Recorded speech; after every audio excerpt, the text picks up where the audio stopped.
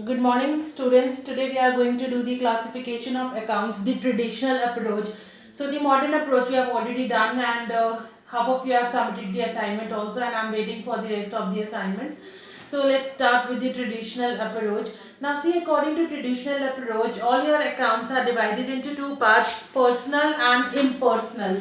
Now let us first discuss impersonal. Impersonal means something that cannot be related to a person, and it is impersonal, and it includes two parts, real and nominal. Now in real account you include all the tangible and intangible economic resources that help a businessman to earn revenue and to earn profit. Like for example, in real account, real means either you can see, you can touch, they are actually in existence, they do exist whether in tangible or an intangible form. So all your real assets, the list is over here: cash, machinery, land, building, vehicle, furniture, investment. These are all your intangibles: goodwill, patent, copyrights, and your unsold stock lying in your storeroom. So these are all your real accounts, and the rule for the real account. Now what is to be debited and what is to be credited? Debit what comes in and credit what goes out. So anytime any of these real account is coming in your business, it will be debited. Whenever any real account is going out of business, it will be credited. For example, say it says purchased good for cash. Now cash is real account and it's going out of business, so it will be credited from your business.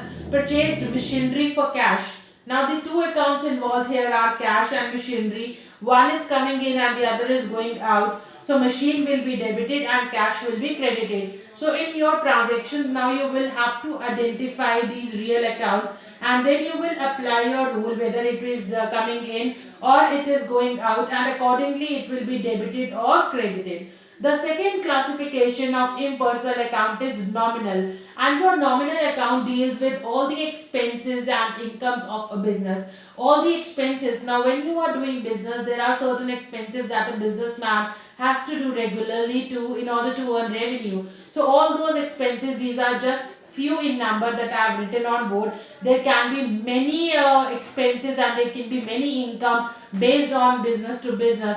So in nominal account you have salary, wages, rent, carriage, insurance premium, depreciation, bad debts, discount allowed, commission received, interest received, purchase return, and sales return. So these are all nominal account, and the rule for nominal account is debit all expenses and losses, credit all income and gains. So whenever you are incurring any expense, that expense will be debited. For example, say it is salary paid. Salary is an expense, so it will be debited. If it is commission received, commission is your income now, it will be credited. If it is interest received is your income, it will be credited. Bad debts is your loss, it will be debited.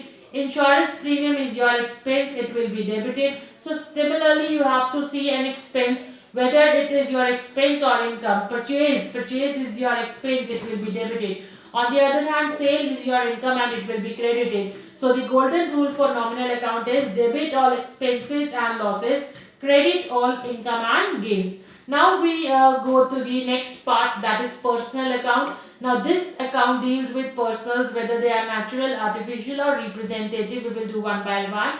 First is natural persons. Now natural persons are natural human beings who are living actually, who can breathe, who can survive. So these are natural human beings. So in natural personal account, what you will get your debtors. Debtors are the ones to whom goods have been sold on credit. Creditors are the ones from whom goods have been purchased. Capital is the it belongs to the proprietor, and drawings is the indicator that person has withdrawn money or something from his capital.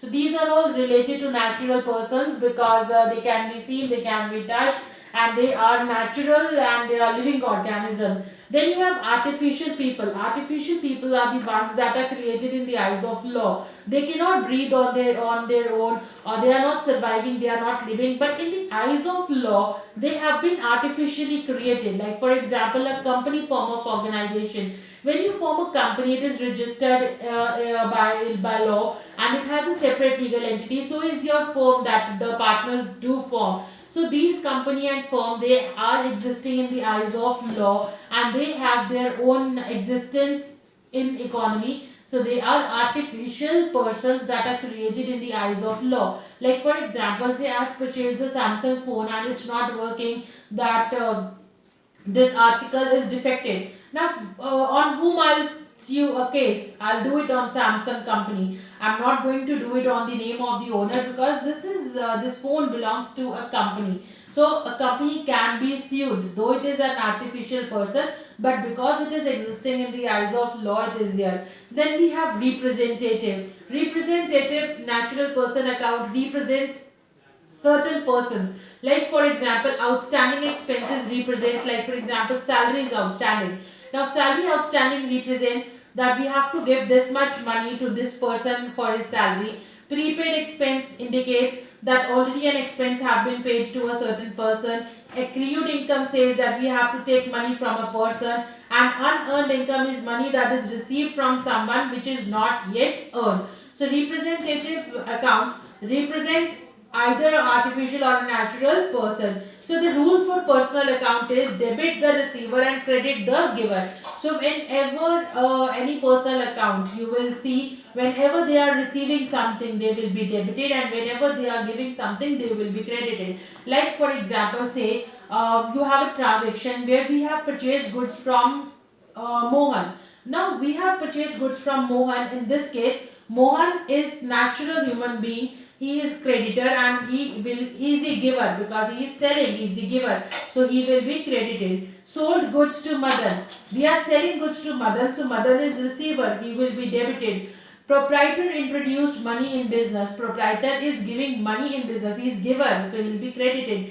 And when proprietor is withdrawing, he is receiving. He will be debited. So accordingly, you have to see whenever any person is receiving something, his account has to be debited, and whenever he is giving something, his account has to be credited. So this is the classification of account on the traditional basis. Again, I will repeat it with you. Real account, the rule is debit what comes in, credit what goes out. It deals with all tangible and intangible assets.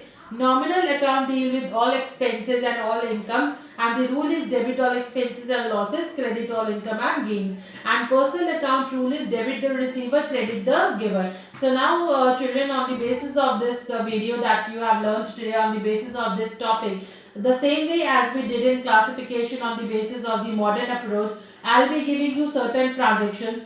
In those transactions, now you will have to identify account, then you will have to identify the account is real, nominal or personal. Then you will apply your rule debit or credit, and you will just find out what will be debited in that transaction and what will be credited in that transaction. So I'll not give you much of questions, because this is the week that is coming to an end. So I'll just give you two questions where you will have to use this approach and find out what will be debited and what will be credited. Okay, and all those who have not done your previous work, please do it, and please don't increase our work, because if you will not be completing your work, then we'll have to call your parents to ask why you are not doing it. So please do not increase the work of your teachers. Let us give you more time in teaching rather than taking corrective actions. You people are grown up now. Please study on regular basis and complete your work. Thank you everyone.